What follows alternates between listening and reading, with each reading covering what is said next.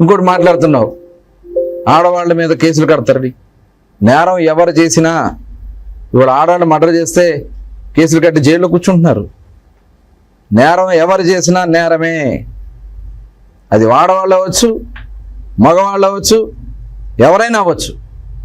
నేరం చేసిన వాళ్ళు నేరం కింద లెక్కే. దీంట్లో నీ ఇన్వాల్వ్మెంట్ ఉంది కాబట్టి నువ్వే నేరగాడివి. అది గుర్తుపెట్టుకో పేరు నాని గారు. పిచ్చి పిచ్చి ప్రేలాపనలు మాట్లాడి మేమేదో కక్ష సాధింపు చేయాలంటే మేము గవర్నమెంట్లోకి వచ్చిన ఫస్ట్ రోజే నువ్వు జైల్లో ఉండేవాడు. ఇది గుర్తుపెట్టుకో. ఇక నీకు నిద్రలేని రాత్రులే. నీ మొత్తం మీ చిట్టా అంతా మా దగ్గర ఉంది. నీ ఒక్కడికే కాదు, నీ బినామీలు కూడా నిద్రలేదు. వాళ్ళ నుంచి గుర్తుపెట్టుకోండి. నీ బినామీలు వాళ్ళ రిజిస్టర్ ఆఫీస్లో మళ్ళీ ఆ స్థలాలన్నీ అమ్మేయడానికి మీ ప్రయత్నాలు చేస్తున్నారు. మొత్తం కూడా చెకింగ్ జరుగుతోంది. ఎవరెవరు వచ్చి బినామీ ఆస్తులు అమ్ముతా ఉన్నారో రిజిస్టర్ ఆఫీస్లో మొత్తం రిజిస్టర్ చేస్తున్నాం. త్వరలోనే ఈడీ ఎంక్వైరీ కూడా మీ మీద ఈడీ ఎంక్వైరీ కూడా మేము పెట్టించడం కూడా జరుగుతుంది.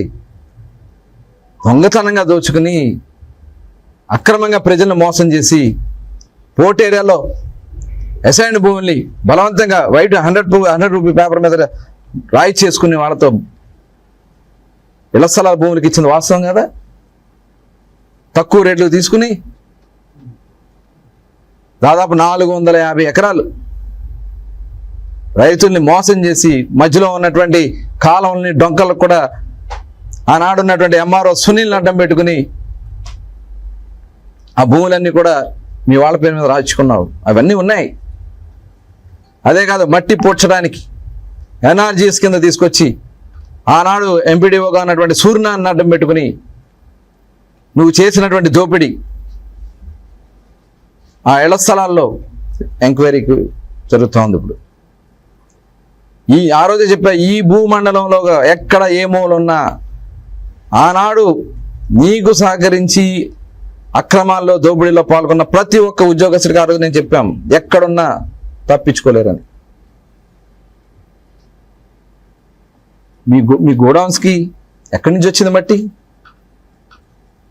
కొన్ని లక్షల ట్రిప్పుల మట్టి ఎక్కడి నుంచి వచ్చింది? ట్రాక్టర్ల మట్టి. ఇవన్నీ కూడా టోటల్ ఏ ఒక్క విషయంలో కూడా మీరు తప్పించుకోలేరు. వాళ్ళ ఇవన్నీ చేసి బందర్ని ఏమన్నా అభివృద్ధి చేశారండి మీరు? ₹1 తీసుకొచ్చారండి మీరు? మీ ఆస్తులు ఎలా పెంచుకోవాలా, లేదా మీ కొడుకు అక్కడ అందరం ఎక్కించాలా? దానికోసం యువతను నాశనం చేసి, గంజాయితో నాశనం చేసి ఇవాళంతా ఒక స్వార్థపరుడుగా నువ్వు పనిచేసి ఇవాళ నువ్వు దొరికి వంకాలని చూస్తే జరగనివ్వం. ఖచ్చితంగా దీంట్లో ఎవరైతే బాధ్యులు ఉన్నారో ఎవ్వరూ కూడా తప్పించుకోలేరని చెప్పి తెలియజేస్తాం.